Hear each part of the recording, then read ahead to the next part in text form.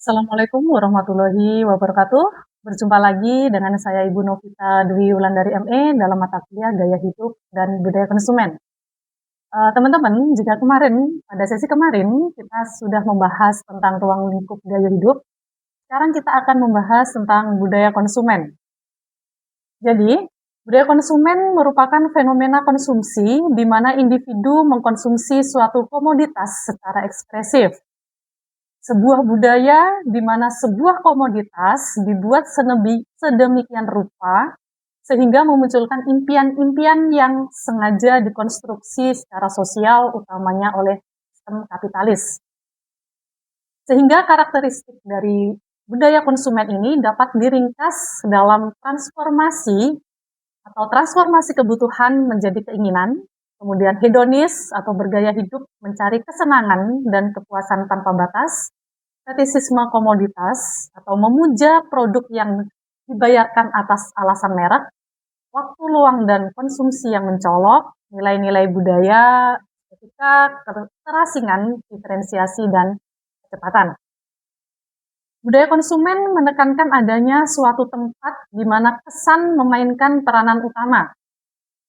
Betapa banyak mana baru yang terkait dengan komoditi atau material ya, melalui peragaan, pesan iklan, serta berbagai jenis media massa. Dalam pembentukannya, pesan terus-menerus diproses ulang dan makna barang serta pengalaman terus didefinisikan kembali.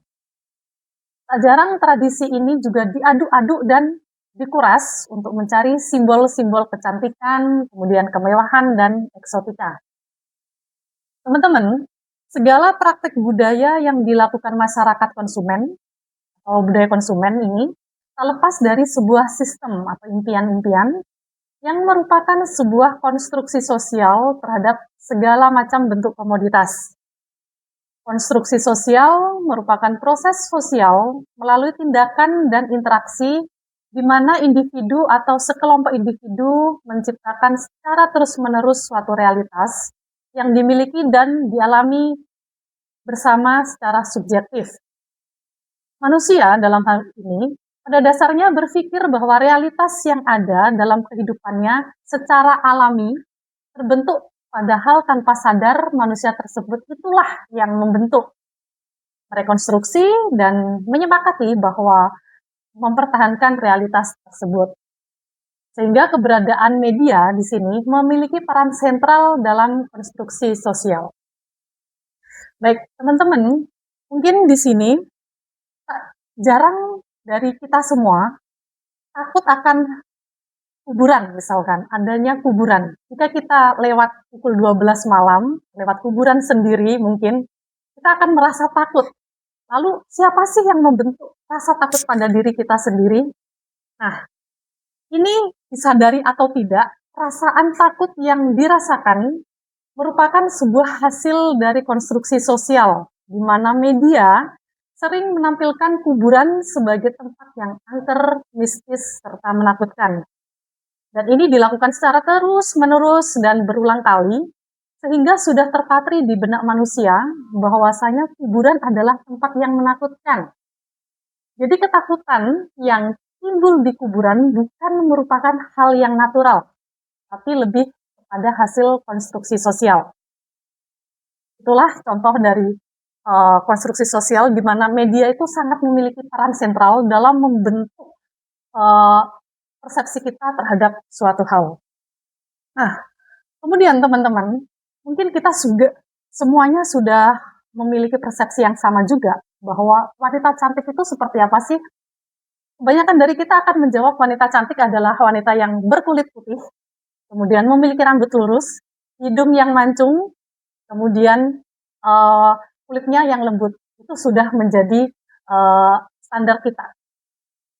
Ini juga yang mengkonstruksi itu adalah diri kita sendiri atau lingkungan sekitar. Bahkan media juga memiliki peran sentral dalam mengkonstruksi wanita cantik itu seperti apa.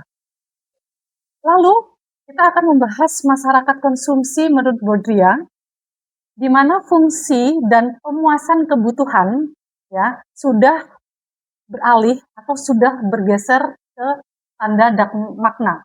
Apa sih maksudnya?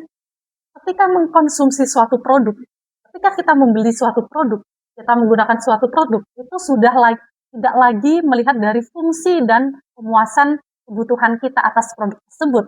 Tapi apa sih yang menjadi tanda dan makna yang menempel pada produk tersebut? Seperti itu.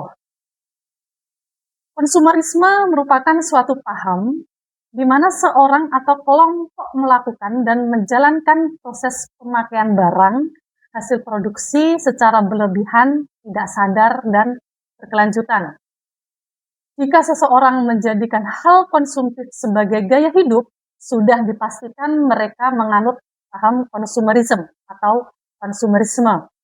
Karena gaya hidup merupakan pola hidup yang membentuk atau menentukan cara seseorang memilih dan menggunakan waktu, uang, dan energi, serta merefleksikan nilai, rasa, dan kesukaannya.